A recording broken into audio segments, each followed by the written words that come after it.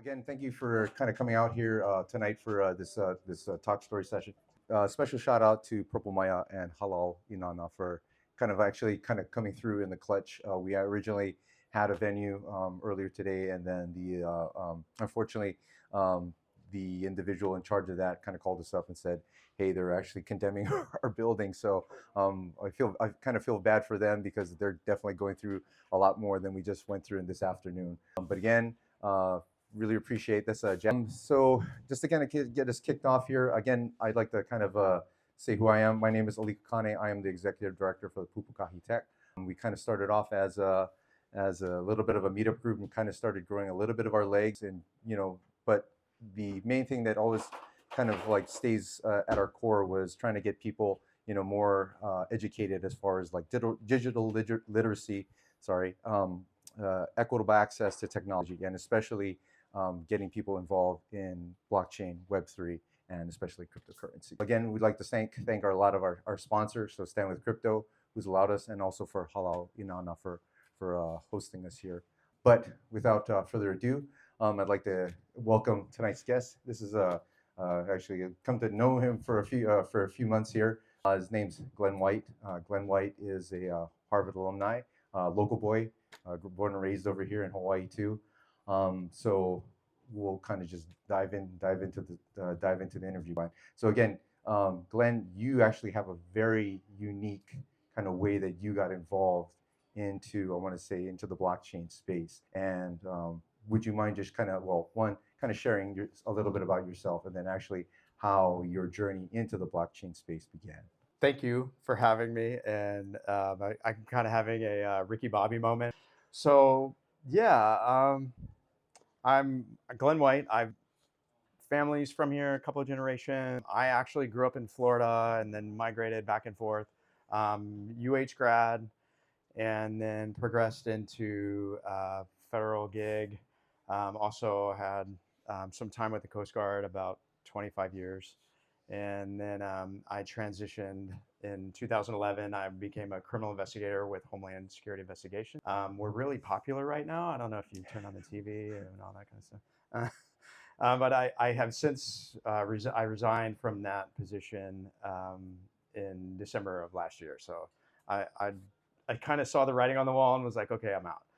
But that said, I was in a cyber group way back in 2016 to about 2020. And a part of that was deconstructing these really complex investigations where a lot of perpetrators use crypto. And so through that, when you are investigating a complex crime, you got to learn about it. And it kind of forced me to learn about it when I was just like kicking and screaming and didn't want anything to do with it until I saw the value in it. And I think that's probably like where a lot of folks really are, is they don't understand it, and so they're hesitant and resistant to it. And I just slowly over time started learning about it, and once you start to unravel the pieces, it kind of became an obsession a little bit, in a way of like, where's the real application here, and how can I use this to make my community a better place? So going off of that, like, how did that eventually get into the piece where you actually devised the whole master's thesis off of that? So that kind of came from the I'm not apologetic when I say I absolutely hated being a federal agent. And on a bunch of different levels. And I was really good at it, but I kind of locked myself into like that buying things I don't need, and working at a job that I hate to do that. And um, I ended up getting denied to go to the Naval Postgraduate School, where so I kind of got pissed off there and was like, all right, well, how do I one up that, and then so I set my eyes on Cambridge, and that was it. Nice. Yeah, I did. I had to commute. I had to commute for took me 4.5 years to do a 2-year program. Wow. And then I had to save up all of my leave. I didn't take any vacation. I didn't do it. Like all I did was like schoolwork, schoolwork. And during the pandemic, which for me, it kind of helped because I had like some room in there where I could, I didn't have to go and be in person. So it saved me a little bit. All right, so just kind of diving into it. So your thesis, it kind of highlights how small island nations like the Kiribati face immense challenges, balancing limited resources, rising costs, and of course, climate pressures, as you made mention. Here in Hawaii, we face similar issues from housing affordability to economic dependency on, primarily tourism and as well as the U.S. government. What lessons from your research do you think could help Hawaii strengthen its economic resilience and self-sufficiency, especially through emerging tools like blockchain and perhaps even things like Bitcoin and cryptocurrencies? Yeah, that's a great question. So I picked Kiribati specifically because of the national security issue within the region.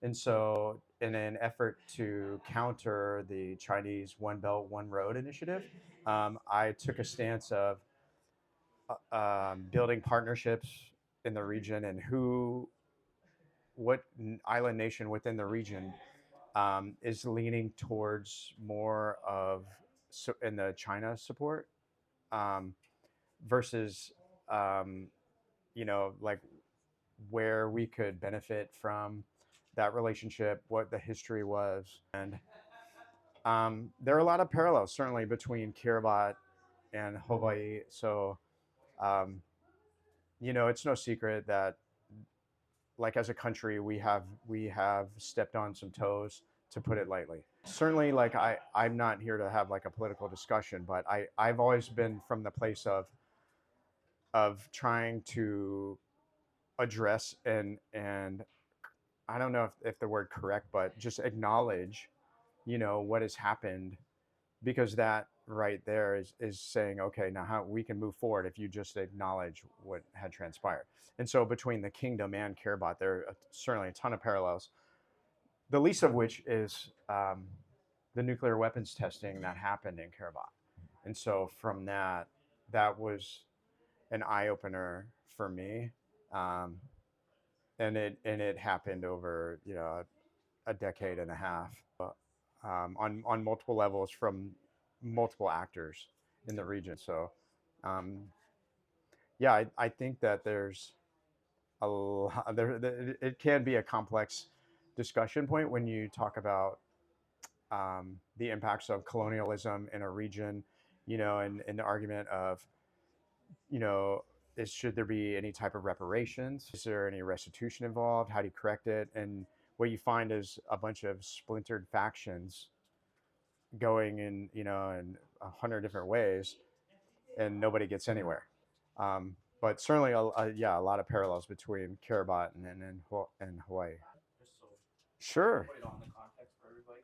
So I picked Kiribati as an island partner that is currently, they're um, losing about 2 feet of shoreline a year and going underwater as a result of like rising oceans. And what's happening is you have other actors in the region that are fishing in their what's called their exclusive economic zone. And this island, they're made up of 3 different groups of islands that encompass about 12 million, yeah, 12 square million miles of ocean. And so they're significantly large, and that's their primary resource is fishing. And my thought process was to utilize a blockchain to track their natural resource as a way to generate revenue so that they can offset some of the costs from the nuclear weapons testing that they had endured. Yes, very much so. So your policy proposal is one of the most innovative parts of your thesis, utilizing satellite imagery and blockchain to track tuna harvest in Kiribati's exclusive economic zone, as you had mentioned. Could a similar system help Hawaii better manage our fisheries, our water rights, or agricultural resources? Ensuring that locals kind of get a little bit of that benefit as well. Absolutely. So the best part of that is we already have the resources. The can't really speak to a deeper than an unclass level, but we certainly know that the resources are there. It's just a matter of implementing them and using the U.S. Geospatial um, Intelligence Service for trying to determine who goes in and out.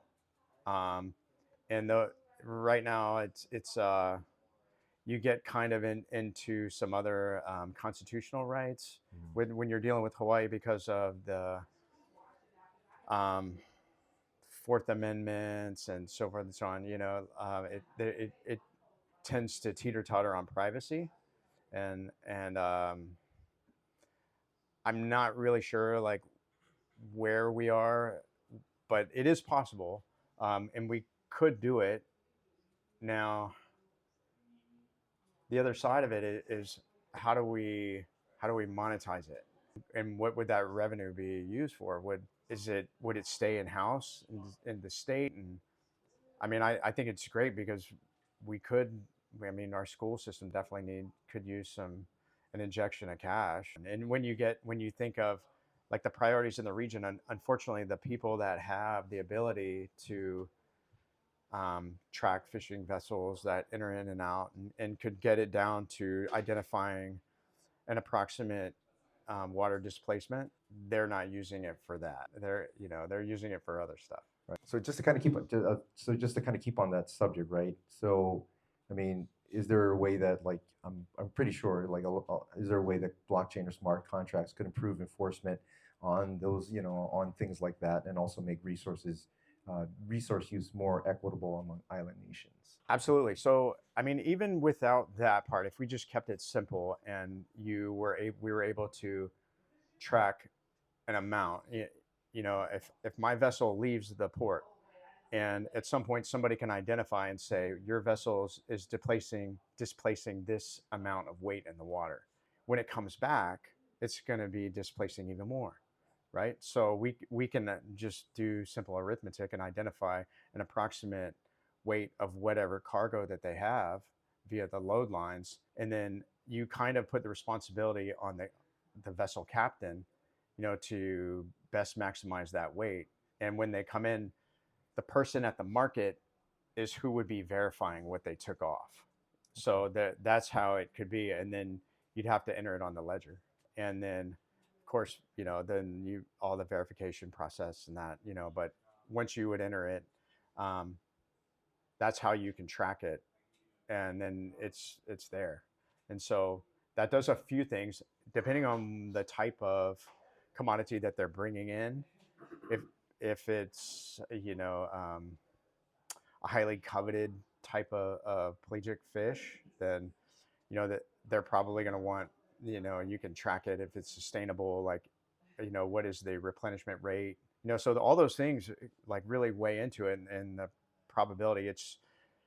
The bottleneck is at the market when the fish hits, yeah, when it comes into port, like right there is where we have to track it at and get that locked in on the blockchain. As the ocean rises and tuna migration, patterns kind of change, you propose blockchain as, somewhat as that financial tool to create, new funding streams, especially for, Kiribati. I think you kind of like liken their GDP to like, I think it's only about, you said like 5 million or something like that. It's Yeah. I mean, pretty paltry, unfortunately. So do you see things like tokenized carbon credits, or, something like decentralized finance as a way for, Pacific Islands to fund climate adaptation without relying on, external sources of funding? For sure. So I remember having that oh my gosh moment when I had read that in 20, I believe it was 2021, 2022, China had removed approximately $10 billion worth of fish from the exclusive economic zone of Kiribati. And Kiribati's GDP is like a tenth of that. That's just theft, and they're being extorted. And so my thought process was, well, if the money sells, if I can make this pitch to a higher official to say, hey, I I can monetize this for you, and we have the ability, like you can be self-sufficient, right? And all I have to do is provide you metaphorically the network to do it, Hmm. and then of course that's just simplifying it, but um, behind that now, not only have I created a self-sustaining economy, but I've given those people a means to um, address the things that they're still continuing to deal with from the fallout of the nuclear weapons testing that we caused. That's a great kind of like explanation to it. I know it's like the word the I think the word you kind of utilized was like a little bit of a reparation, right? But I mean, not necessarily just that, but also being, kind of providing that means to be able to, not necessarily just like receive something, but sustain and continually, utilize that technology to be able to continue to thrive, in whichever situation that they're in. Correct. All right, very nice. And again, in Hawaii, we have, similar, almost not necessarily similar things, but we have high cost of living in the nation, highest cost of living in the nation, and growing reliance on outside capital. What lessons can we draw from Kiribati about using blockchain, possibly to build localized, community-owned economic economies that can keep value here on the islands? So I had looked at for this research, I specifically looked at fishing, and I don't really know how many people like the net worth of our fishing economy, but if you replaced fishing or tuna or whatever, you would just call that X.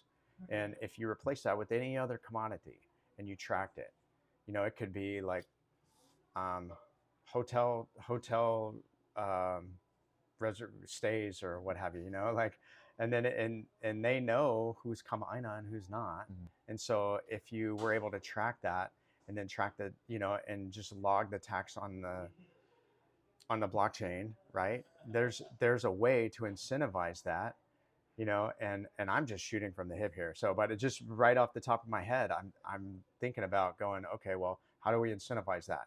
And then the blockchain, you can track it, and it does a few things. It also kind of plugs some holes of the monetary waste, that problem that we have here in Hawaii. We spend a lot of money on just random stuff, then but if you can start tracking it and you see it, we can start to like patch some of those holes, right? I think of them raising the tax in Waikiki and we all paid, Yeah. but um, if you're building blocks and you're tokenizing those blocks, you can use those tokens, and start to create like a cyclic economic event. It doesn't really matter what the commodity is. Like our colleague was saying carbon, and then I'm saying tuna. And then we had another colleague who was talking about the voting ledger. It's right there, and you can incentivize voting. Like if somebody was going to give you, some crypto to go vote, you'd be like, here, man, Yeah, right? yeah, definitely.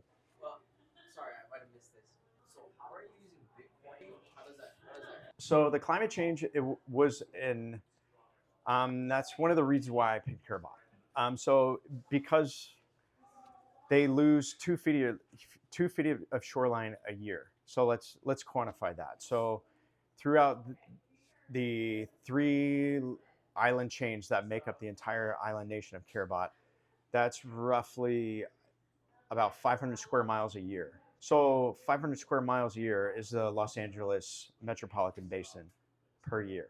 And so to make a visual, like the prime minister of Kiribati in 2020 or 2019-ish purchased an island in Fiji as for climate change refugees. And so instead of really looking at a long-term solution and trying to, that was their solution. We're going to buy an island from Fiji for our climate change refugees. The intersection is a way to utilize crypto to offset the costs of climate change. Now, it certainly doesn't solve the problem, but if I can provide a sustainable economy with their own replenishable resource that they already have, this is the way. Now, I mean, I can't do anything about losing their culture, losing their land, but like, this is a way to get them paid. No, that's a great question. So, like, So it's not necessarily Bitcoin. It's a crypto created as a result of building blocks on their blockchain that's monetized through tracking the phishing that is removed from their EEZ. Okay, so here I can explain to you. So I'm gonna go into I'm gonna go into your backyard, right? And you have something in your backyard that I want. Now, all right, if what I'm looking for in your backyard has value, shouldn't I pay to come into your backyard? You're paying for that problem. So like say apples, right? You buy my apples. That's the whole concept. It's any commodity, but tracking how many apples that you're growing that you can replace, that you can monetize, so that way I can replenish at a rate that not only feeds my community, but also creates like an economy based on what the current market value was at the time, which was like $10 billion, and that was just in 1 year. And so if you had $10 billion worth of apples in your backyard, and yet you're going to work every day and making 5 million, you would probably want a cover charge to get in and out of your backyard. So that's kind of what it is. It's like it, it's an argument for tracking fishing vessels that go into your exclusive economic zone to utilize your resource, and then paying a fair market value for it that's tracked on the blockchain. That's the other side. So that's where you kind of need help from your island partner, your regional partners. And so right now, Kiribati is kind of in bed with China, and with some promises of infrastructure development, but we just there's just not enough information to know like if China will make good on those promises. But for to give you an understanding, they have one asset that covers their entire exclusive economic zone. So they encompass like this vast area in the South Pacific, and which would be equivalent to like having one police car for the entire continental United States, like one. And so they just don't have the assets. And so that's where the United States and the what's called the Five Eye partners, I made an argument that they should come in and help out. So and enforce those illegal fishing that goes on there. Does that kind of make sense a little bit? Like, did I clean up a little bit? Cleared up a lot. Okay. Yeah. Yeah. I got lost in sauce. Yeah. There's no bit. All these like terms. I'm just like. Oh, sorry. It's not really like a Bitcoin thing. It's a tokenization of a blockchain, and utilizing the blockchain to track the resource. Right. And so like when in the resource, it's a renewable resource, and that's the only thing that they have to sustain their nation. They don't export anything. It's all imported, and that's why I made that argument. Yeah, helps clear up a lot of things too. You write inside of your paper about kind of decolonizing the mind, right? And how do you see as blockchain as a part of that, that mental and economic, not necessarily decolonization process, but a kind of like a little bit more of an awakening process. And I think a lot of people in this room have kind of already gone through a lot of that. But I mean, how do you think? How do you see that as a part of that? The best thing about blockchain is the transparency of it. So it's you make a really good use case for transparency, and once it's there, you can't alter it. It's not changed. Like you can't go back and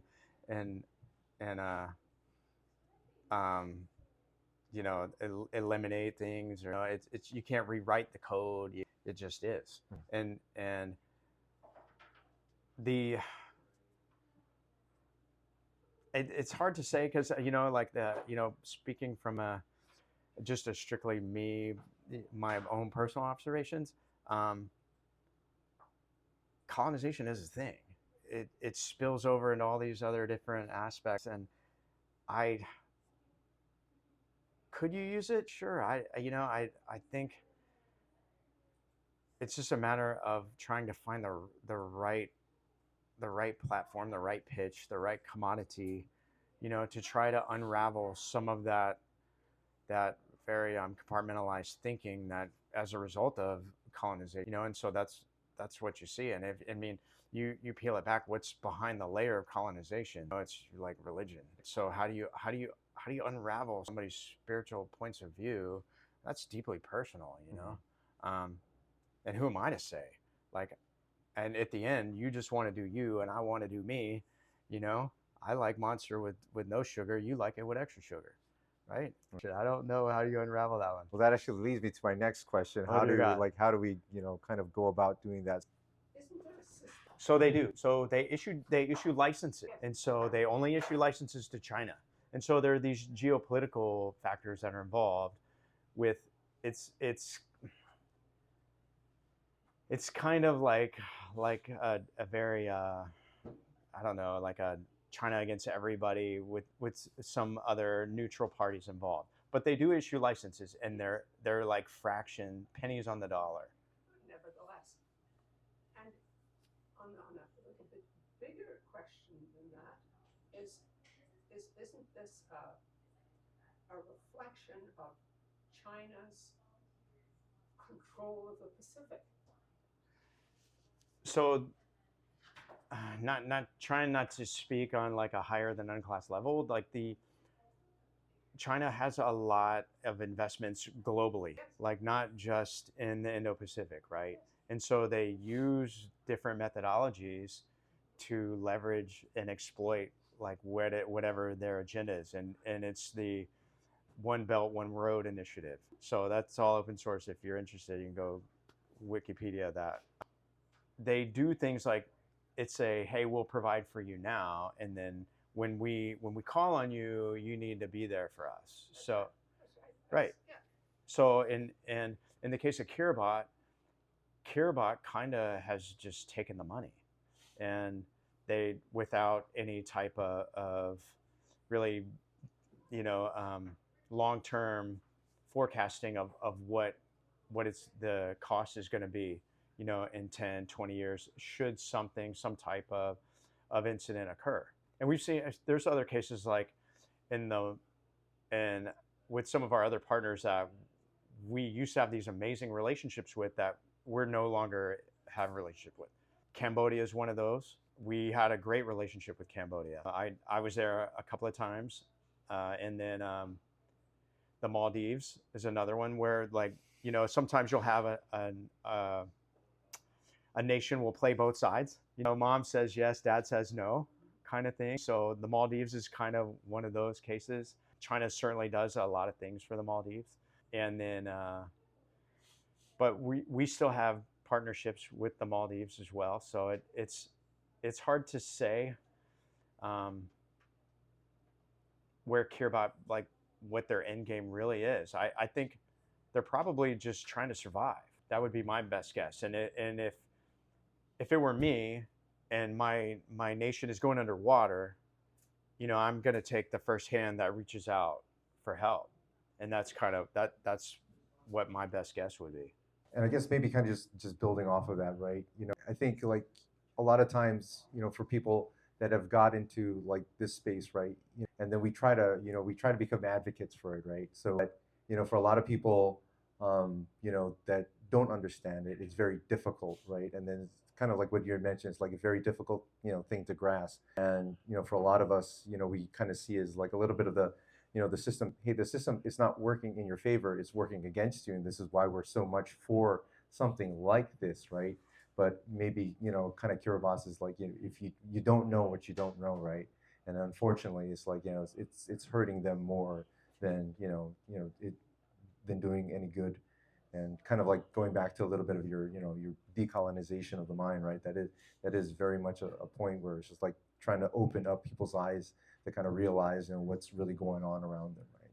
So I guess you kind of hit on top of this too, is like as far as like what what if Kiribati can successfully implement something like this, but and even kind of relating it to here in Hawaii, what things, I know you kind of hit on religion and culture and a lot of political, definitely politics as well, but what things will help them, even in Hawaii here too, to be able to accept something like this. One thing that makes Kiribati great is like a lot of those island nations, they're egalitarian. What that means really at the core is like everybody wins. If you've ever traveled like through the South Pacific, it's very much like Hawaii in the way that like people here don't care about your status. It's a little bit frowned upon when you try to be flashy with your stuff, and we're not material. And so, it's very much so like that in the South Pacific with those island nations. They get a little bit complex. There are some older beefs than like the Hatfields and the McCoys, and just goes way back. So you have to understand the culture in order to really get to the centric root of, okay, I have something that can help you. Now how do I get you to embrace it and then want it? It's a cultural challenge for sure, but I don't really have a solution to that one. Probably, yeah. I mean, you would probably need like an elder within the community to be able to really make that pitch. It's it's that kind of society. You have these little pockets of chiefdoms, and that's where you probably get the most buy-in. If you can sell to a chief of a village, then and that you can get buy-in from those folks. But you got to also remember that a lot of those folks, like they don't even have like the level close to the level of education that we are blessed with. So you really are starting at a ground level. I mean, I'm glad you hit on that too, because I mean, that's kind of like one of the tenets for us too, is just definitely trying to get the education out to people, to help them understand it better, to kind of help help them go through a little bit of that awakening process.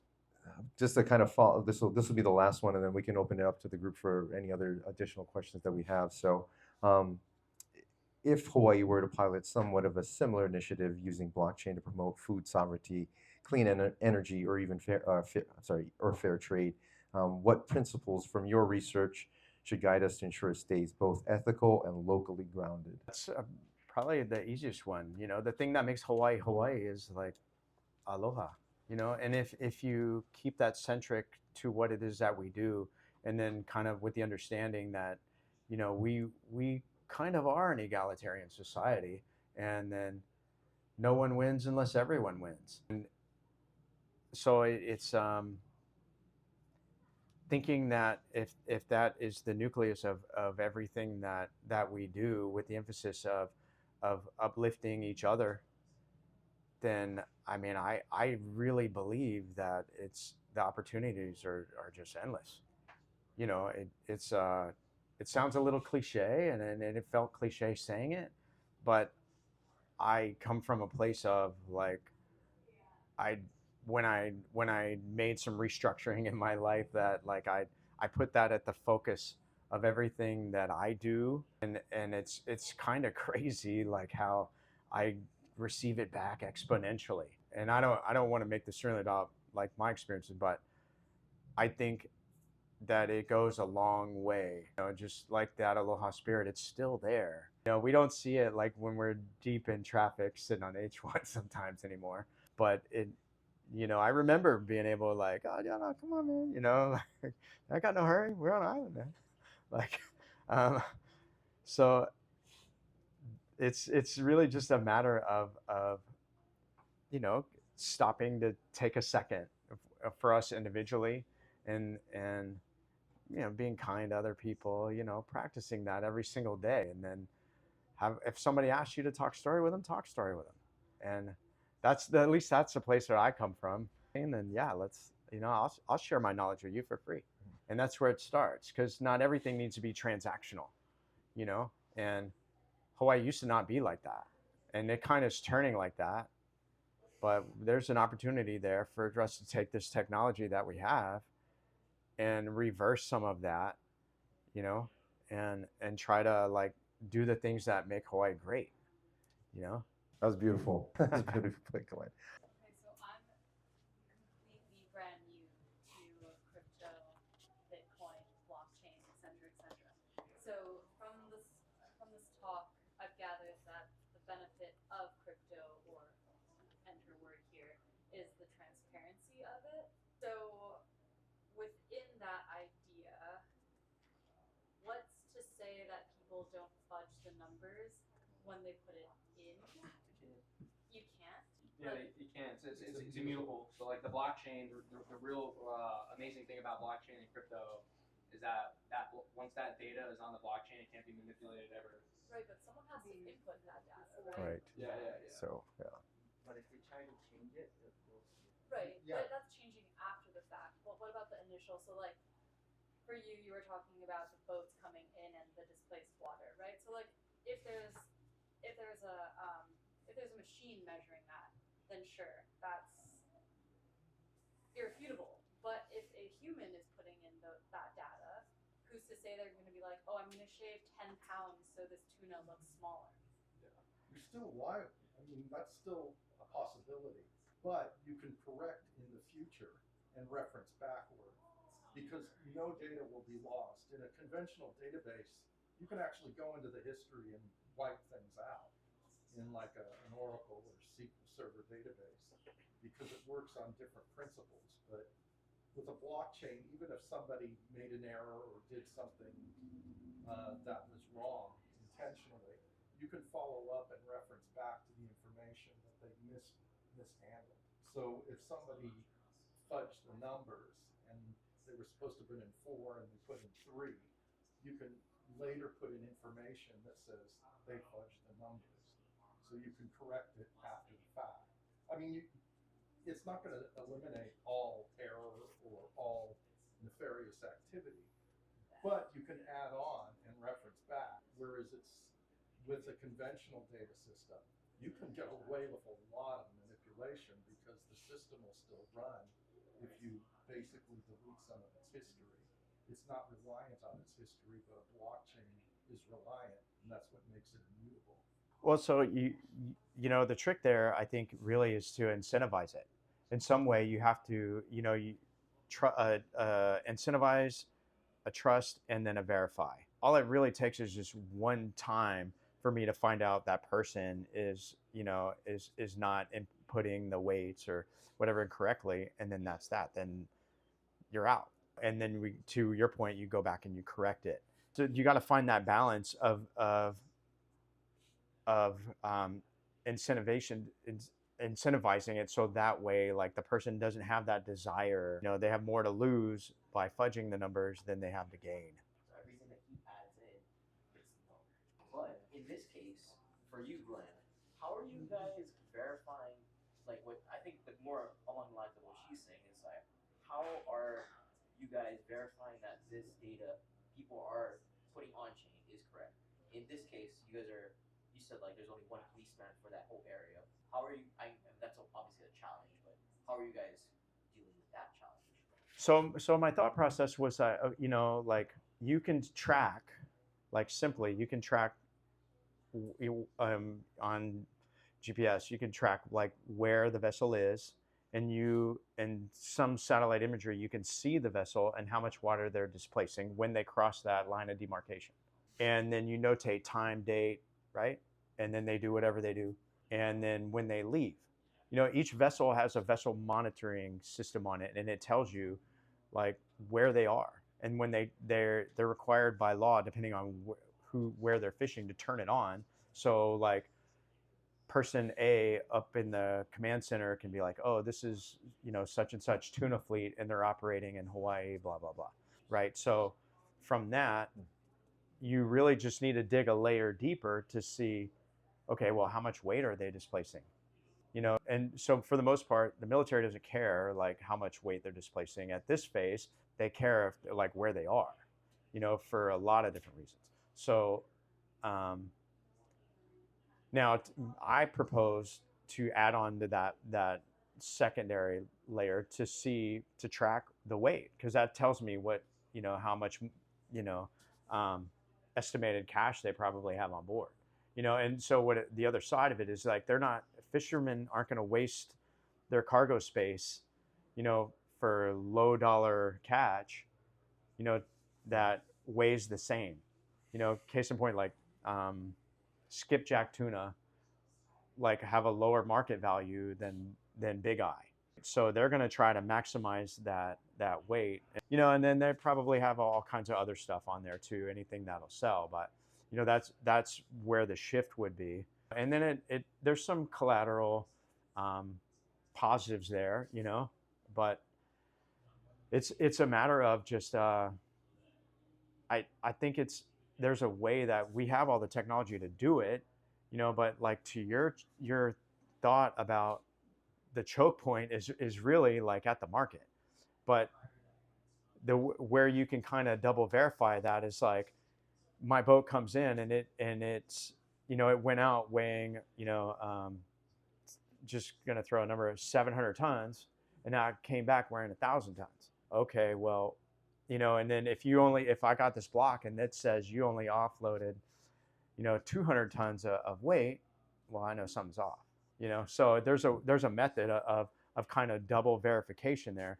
But the other side is, like, no one's really going to know what type of species they're offloading. Are they, so there's that issue. And some of these would probably be, like, at the scholarly level to really try to deconstruct, NOAA and the Coast Guard and all those folks, to come in and say, hey, well, how do we identify, what is the best solution to identify species of fish that we don't want targeted. Right. So if you're a commercial fisherman and that's your job, you have to have a NOAA observer to get underway with you, and then they make sure that you don't do anything kind of illegal or what have you. And then you'd also have to have a vessel monitoring system, which is a way to make sure that you're not going into, like, the national park way at the top of the Hawaiian Islands. It's a marine sanctuary. Do you know the one I'm talking about? Yeah. So that was, like, one of the last things I think George Bush did when he left, was he designated that like a federal sanctuary. Anyway, but they don't want people fishing in there, and then that's the purpose of that. And so what'll happen is, you'll see these guys and they'll be like, you can kind of track them, and you'll see, like, that's on, and then they're moving, and then all of a sudden they turn it off. Also, they can just shut it off. They can shut it off, and then we notate it, and then usually, if there's an asset in the area and they shut it off for a long period of time, they'll try to, like, go say, hey, what, like, what's going on? Any other questions? Oh. My assumption is, since you asked the question, you might have an answer to it as well. But if you were to implement a tracking system like this in Hawaii, how do you think it would be beneficial? Alika, Skylar, or anyone in the room? I mean, I know we have the vessel monitoring system already, but, to the point of, like, tracking, like, displacement and how much catch and that sort of thing Sorry, not necessarily fish. Oh. My brain stops at the point where it's like, okay, let's mark the harvest numbers. Let's mark how much we're losing during, what is that, processing? Yeah, like, so tracking the jumps, and then once it goes to market. So that's where my brain ends on this whole thing. How else is crypto or the blockchain? Yeah, I actually have a whole grant proposal for this. My company's actually working to try to create the monetization solution, actually, to what you said, for how do you monetize it. So we're working actually with top lawyers right now to try to figure out how to turn essentially like a meme coin into a security, and then attach it to our holding company that we're building right now.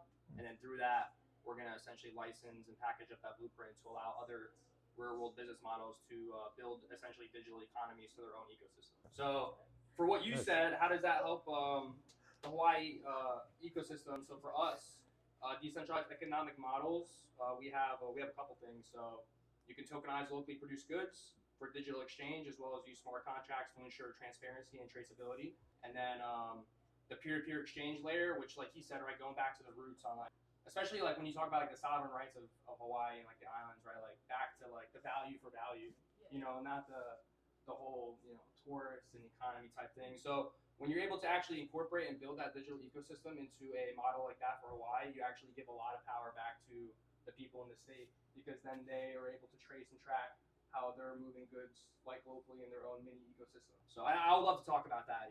My man's wicked smart. There's a blockchain out of Hong Kong.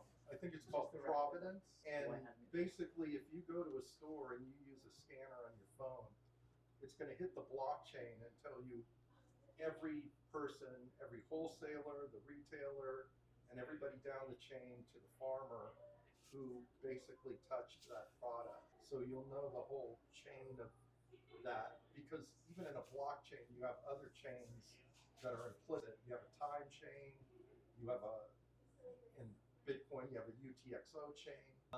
So there are chains within the entire blockchain itself. And this is one example of it. And, it's there forever once it's processed. So that's probably like the best aspects of it is that, like you said, it can never be modified. So I do another project that is involved with blockchain, and that's it's completely different, and it kind of embraces my creative side. But I with a few friends, we started a blockchain called Film Chain, and it's a way to track and build a indie film community, and some of my friends like making movies, and we were like, oh, let's build a blockchain on that, and we have a platform and all that kind of good stuff. So I didn't want to shill that project, but I just wanted to tell you about it. It's just like this kind of cool thing where instead of having to go to other networks, to share your project and look for funding to support your project, or if you have an idea, so we created just like a community of filmmakers that want to share ideas and create like a film media community using blockchain. I have a comment. So I think I am also new to blockchain and Bitcoin and things like that, but you're jazzy, right? Yes. I think what she's saying is like, great, you can be transparent and you can record and it's irrefutable, blah blah blah. But I think maybe what you're saying is, how do you actually get the guys to be, if you can't afford to police your waters and you can't afford to fight against China being in your waters and not opening it up to other countries being able to fish in your waters. It's great that you have this system, but how that I know you can build and implement that side, but I think what she's saying is like physically, how are you going to implement that, right? Because you've got, you don't have the infrastructure to police your waters as is, where you're already charging. It's great there's a way to report it, but then I think that's the part that's missing. So there's a moral argument at the core of it, and the moral argument was I felt that the United States, United Kingdom, and Japan were liable for the lack of a better word, the destruction of Kiribati from World War II on. And my thought was that I was making this argument that, hey, we should fund that. We should fund the development. We should start it. We should provide the technology. We tested nuclear weapons for how many years that has impacted generations of their residents, fertility rates, all kinds of just crazy stuff. And that was where the funding should have started, was from us. And I say that very loosely, but from those participants that conducted atmospheric nuclear weapons testing, that left certain islands like uninhabitable and so forth and so on. But to that point, it's they don't have anything, and so that was where the moral argument comes from. Is like, hey, we need to fix this, and that does that Yeah, kind of. so I missed that part of your thesis then. It's very valiant. Yeah. No, but I think what he was saying too is that Incentivize it. Yeah, good, I was about to say. incentivizing good data is one of the things. So if you you were to pay people to give you the proper data, then that's like their job. That's like essentially what the miners do, right? Like you solve a block, you get paid in Bitcoin. So you incentivize the miners to do calculations or whatever. So in this case, right, to give you proper data, you would give them tokens or whatever it is back. So that's kind of a check right there. So I guess, you know, when I was sketching it out, I thought like, okay, you know, you could monetize the blockchain, and how you do that is you create a token that person A who wants to go and access my backyard, they give to me, that they have to get from me to access my backyard, and you keep it just in house.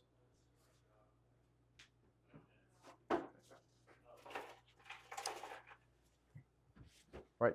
Thank you for the great questions, everybody. Glenn, how does everybody get in touch with you if they want to kind of connect with you after this? Sorry, I'm on Instagram or LinkedIn. You can just find me. Lika can put you in touch with me if you're interested. Yeah, so it's just Glen H. White on LinkedIn. Thank you very much.